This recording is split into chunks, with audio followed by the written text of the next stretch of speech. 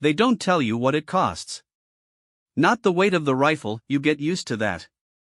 Not the standing, the silence, the 37 minutes in January when the wind off the Thames cuts right through the ceremonial wool and you swear your spine is fusing. Not even the eyes. Thousands of them, every shift, pressing against you like fingers, looking for something to crack. No.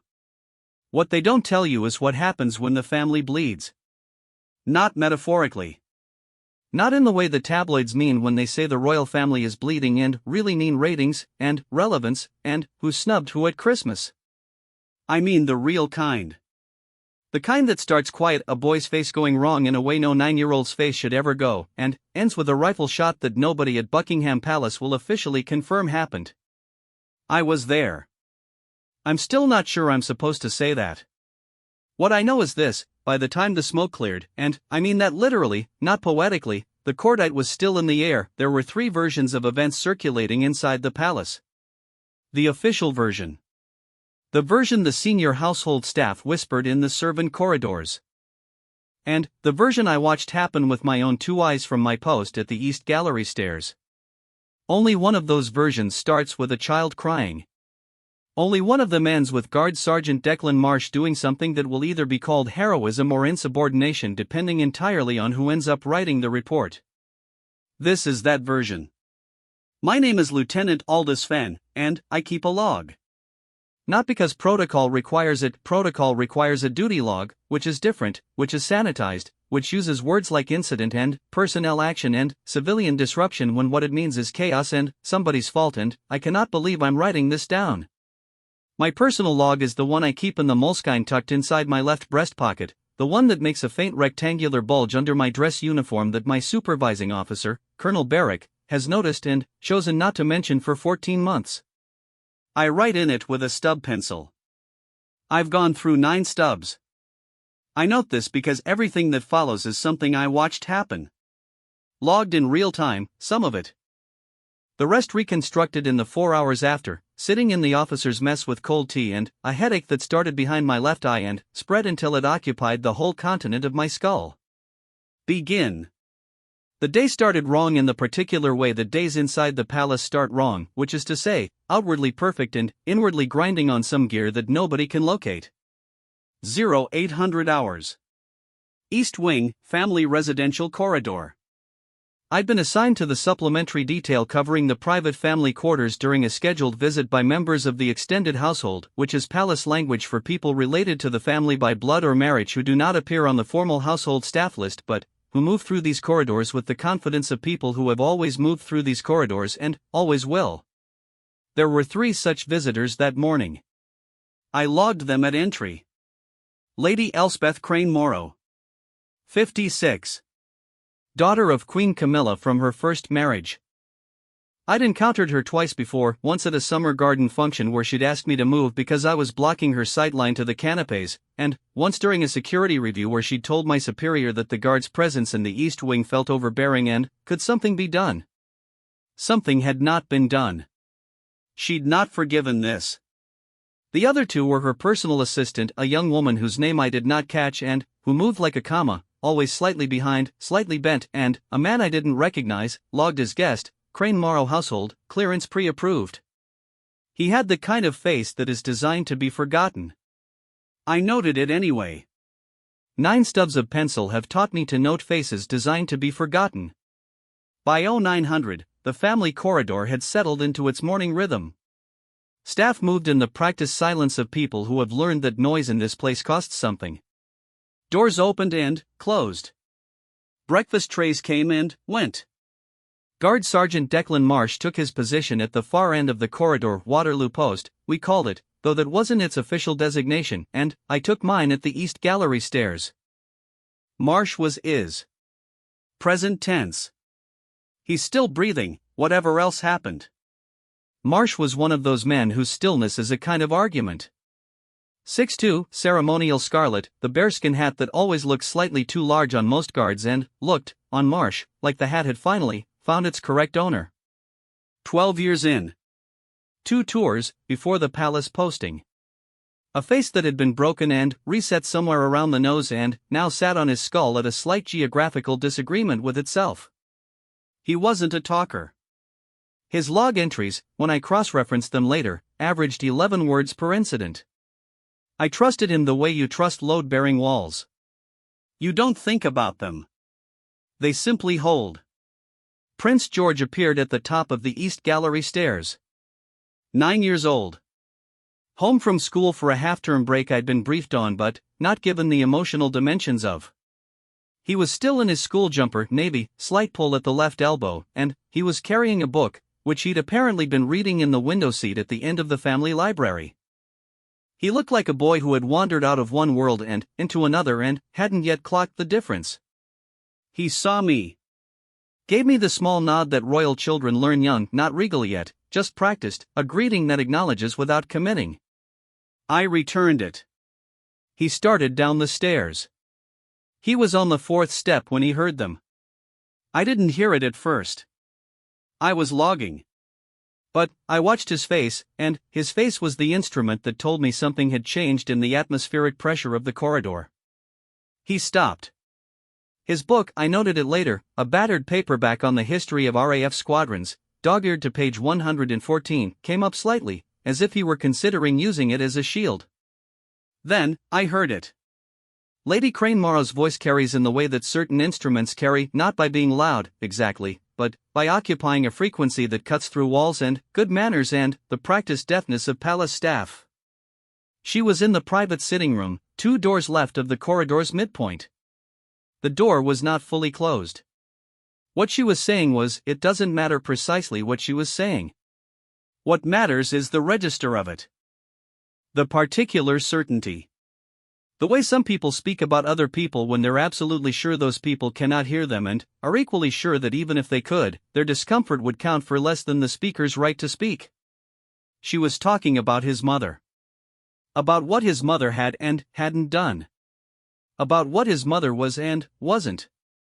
The unforgotten man by the window said something I couldn't make out, and she laughed, not unkindly, which was worse, the laughter of someone stating obvious facts, and continued. George was on the 4th step. He didn't move for 11 seconds. I counted.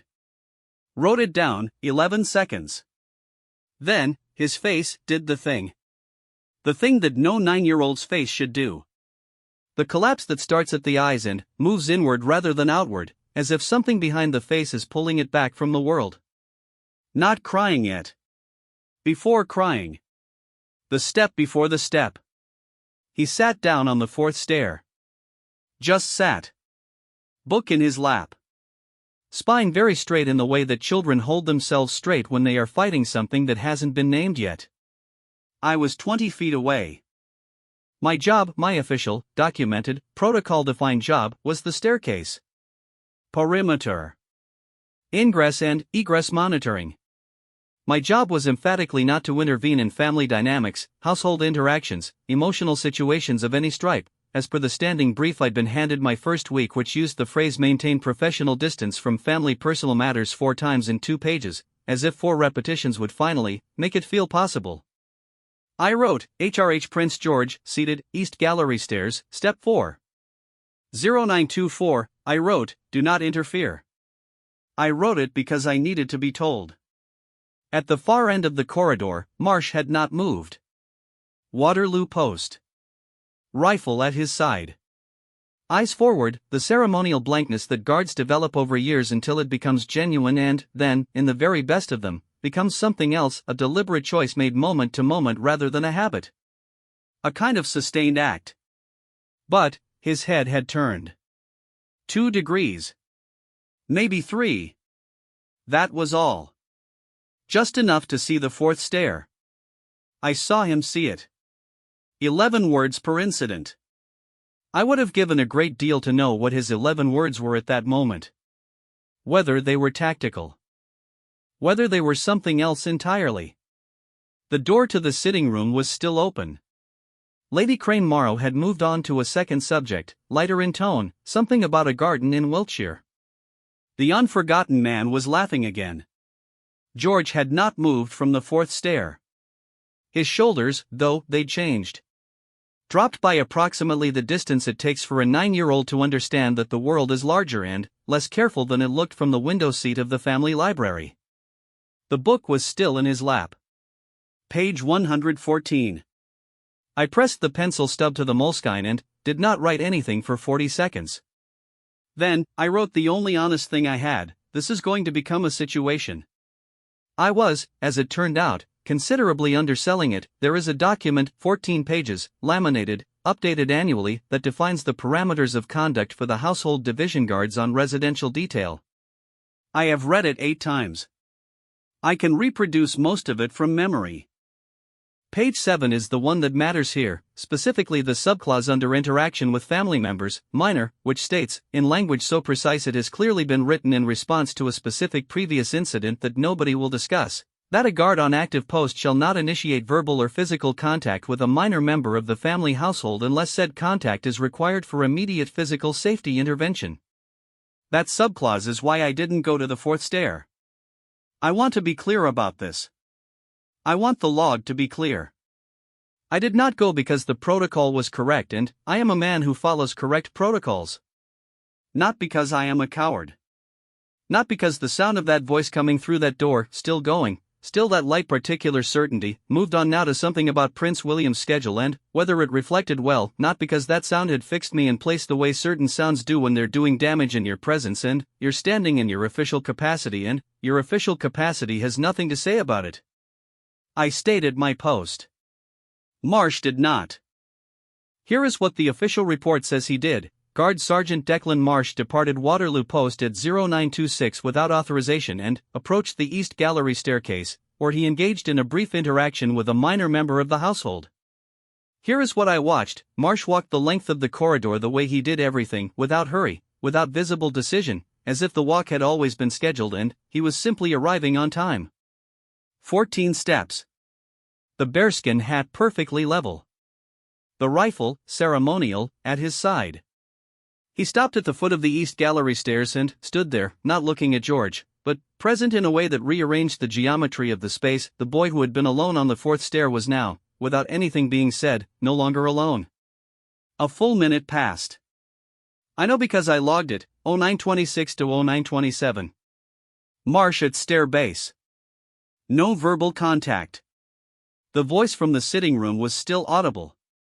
Wiltshire Garden, now apparently, had given way to something about media coverage and how tiresome it all was. The unnamed man concurred with appropriate warmth. George's shoulders were doing a different thing now. Still down, but changed, not because anything had been resolved, but because there was another human being at the bottom of the stairs who had chosen, without being asked, to stand there. At 0927, George said something. I was too far to catch it. I logged, verbal from HRH, content unclear. Marsh said something back. Equally brief. The kind of exchange that exists in a register I was too far away to enter, and, which I think I have thought about this many times in the weeks since, was designed to exist in exactly that register. Private. Technically unloggable.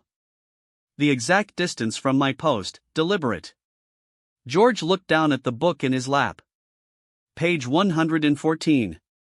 Then, he looked up. And Marsh did the thing that I have turned over in my head at least 60 times since and cannot satisfactorily explain under any provision of the 14-page document. He reached out, with the hand not holding the rifle, and placed it briefly on the boy's shoulder. 1 second. Maybe less. Then, the hand was back at his side and Marsh was standing at the foot of the stairs again in his correct, ceremonial, load-bearing way, and George was still on the 4th step but his spine had done something different, and the book was open now, actually open, as if someone had told him the world was still large enough to contain page 115. I did not write it down immediately. I stared at the moleskine for a good 30 seconds before I could decide whether what I just watched was a protocol breach, a human act, or both simultaneously, and whether those were actually different categories. I wrote 0927. Marsh, physical contact, minor, brief, non-protocol. I looked at what I'd written. I crossed out non-protocol. I stared at what remained. The voice from the sitting room had stopped.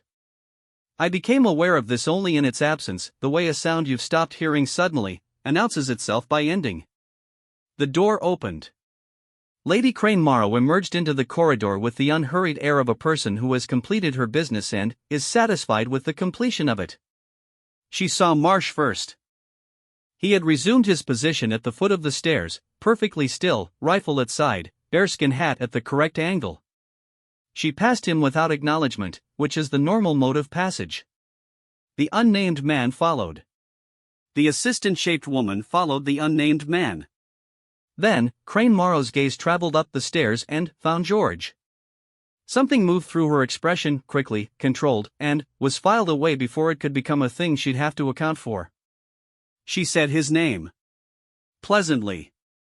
The way adults say the names of children they have just been discussing in rooms those children were not supposed to be near. George looked at her from the fourth stair. His face had reset. Children do this, they have access to a particular blankness that adults lose around age 15, the ability to present a surface that reveals nothing about what's underneath it. He'd found it. He said, "Hello, Lady Crane Morrow." Very correct. Very small. The book closed in his lap.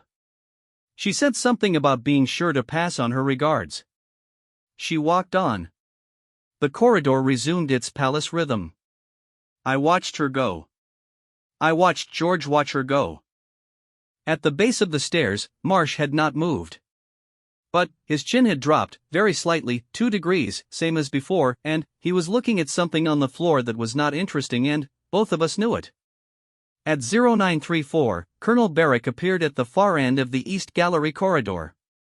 He had that particular walk that senior officers develop when they have been told something and are moving toward the source of the telling, deliberate, not rushed, carrying the full weight of institutional consequence in the set of his shoulders. He stopped beside me first. Looked at the stairs. Looked at Marsh. Looked back at the stairs where George had been. George was gone by then, retreated back up to the family library, book under his arm, page 114 presumably behind him. Barrick said, quietly, to no one in particular, report. I opened the moleskine. He looked at it. He looked at me. He had known about the moleskine for 14 months and had chosen not to mention it, and he was not mentioning it now, but the not mentioning had changed texture. I read him the log. All of it. When I reached the entry 0927. Marsh, physical contact, minor, brief, I stopped. Barrick waited. The corridor was very quiet. From somewhere above us, on the floor where the family library was, I could hear nothing at all, and the nothing was the loudest thing in the building. I finished reading. Barrick stood for a long moment. The kind of moment that has institutional history in it. 12 years of Marsh's service, the 14-page document, the particular specific incident that had prompted the subclause on page 7, the boy on the fourth stair, and whatever Marsh had said in the register I was too far away to enter. Right, Barrick said finally. That was all. He walked toward Marsh. I watched him go. My hand was still on the moleskine. The pencil stub was down to 1.5 inches. I wrote, situation developing. Nature unclear. Clear enough. Criminally understated. But I was still learning, at this point, what kind of situation it was going to become, because what happened next had nothing to do with Barrick, or the 14 pages, or any protocol I had ever been handed. It started with the unnamed man. The one I'd logged at entry. The one with the forgettable face who had laughed in all the right places in the sitting room while Lady Crane Morrow spoke in her particular certain way about a boy's mother. He had not left the corridor. He was standing near the service entrance, 30 feet behind where Barrick was now speaking to Marsh in a low, controlled voice, and he was watching them, not the ordinary watching of a bystander but the watching of a man who was checking whether what he came to observe is concluding the way it was supposed to. I had logged him at entry, guest, Crane Morrow household, clearance pre-approved. Pre-approved by whom? I wrote it down. First time I'd asked the question out loud, even to a moleskine, pre-approved by whom? The pencil stub was down to 1 inch of the rifle is ceremonial. This is the thing that people outside the household division do not fully understand, or understand only in the shallow way that satisfies a first thought and does not survive a second one. The weapon carried by a palace guard on residential detail is not decorative. It is functional. It fires. It is loaded, has always been loaded, will always be loaded, because the function of a thing that exists to deter must be a thing that can perform what it threatens. What it cannot do, what no protocol, no brief, no colonel's quiet corridor conversation has ever sanctioned, is discharge. Not in the palace. Not in the residential wing. Not with a 9-year-old somewhere above you on a floor where the sound would travel. I am going to tell this in the order I understood it rather than the order it happened, because the order it happened was faster than language, and trying to impose language on the speed of it would be a kind of lie. What I understood first, the unnamed man had moved.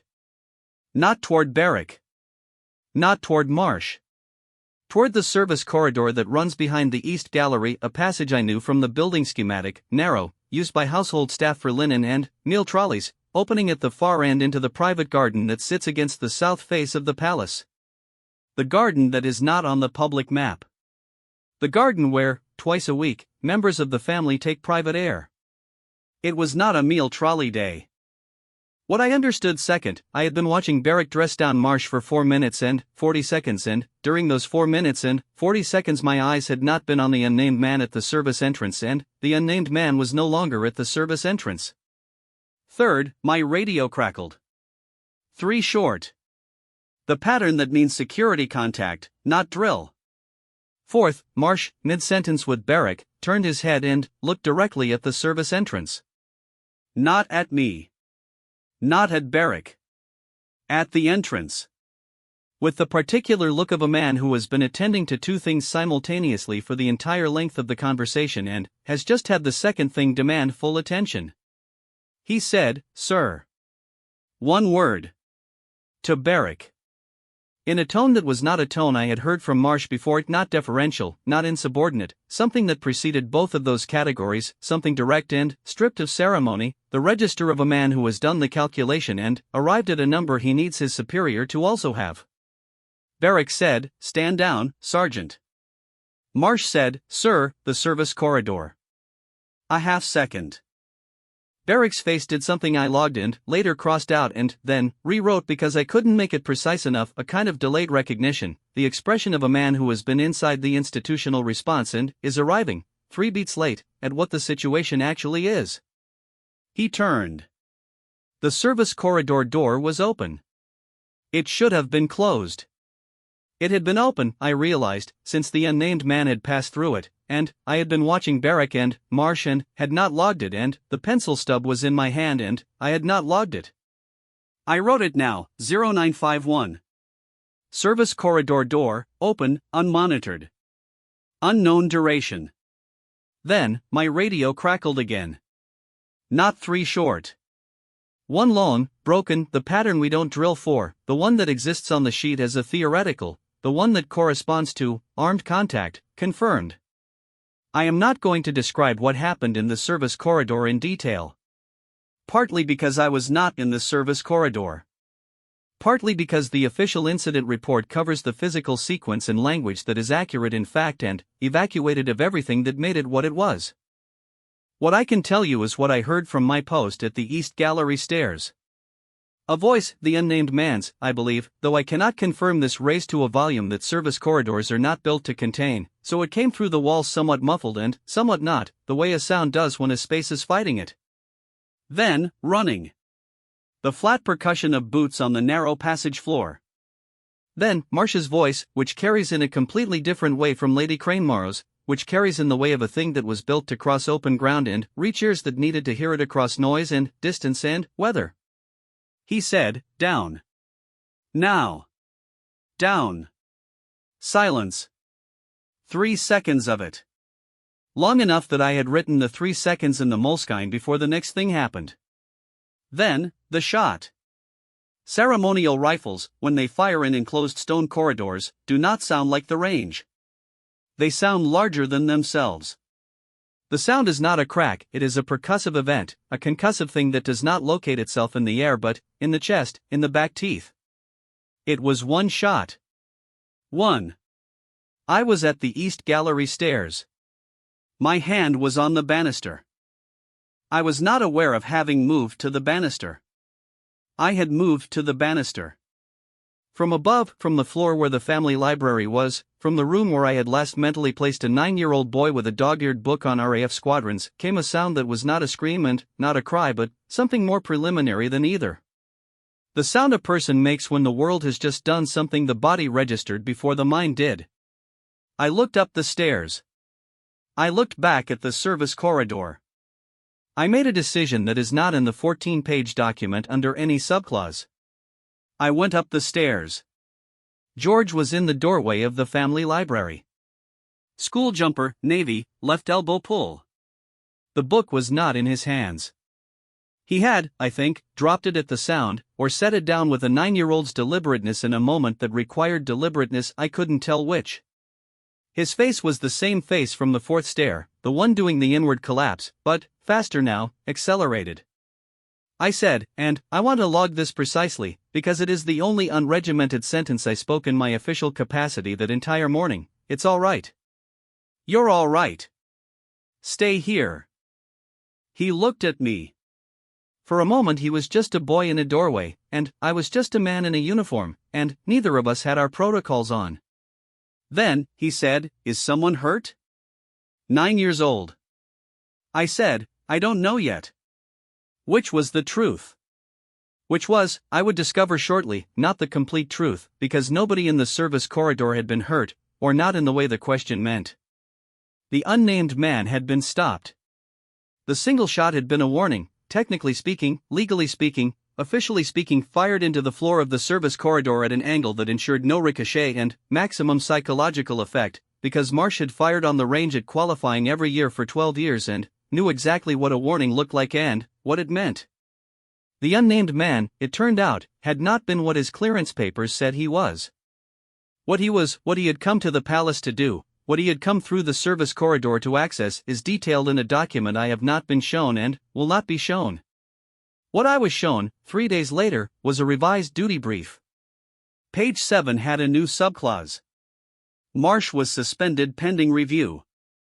This was the institutional response, correct and expected and entirely separate from the question of whether what he'd done was right, because those are not the same question and the institution does not require them to be. I visited him in the officers' mess on the 4th day. He was drinking tea. The bearskin hat was on the table beside him, which was the first time I had ever seen him out of it, and his head without it looked unexpectedly ordinary, just a man's head, slightly large, the nose at its geographical disagreement. I put my moleskine on the table.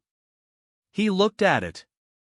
I said, my log doesn't have a subclause for what you did at the stairs. He said, no. I said, the other thing. In the corridor. That's easier to file. He looked at the bearskin hat for a moment. Considered it. Boy heard things he shouldn't have, he said. Sometimes that's all it is. He picked up his tea. I picked up my moleskine. The pencil stub was down to nothing, a nub of graphite between my fingers that I hadn't noticed I'd been gripping the entire morning, pressed to the page without making a mark. I opened to a fresh page. Wrote the date. Pressed hard enough to leave an impression. I thought about what Barrack had said to Marsh in his quiet corridor voice, the parts I'd been too far to hear. I thought about the clearance papers that had been pre-approved by someone whose name I still hadn't been given.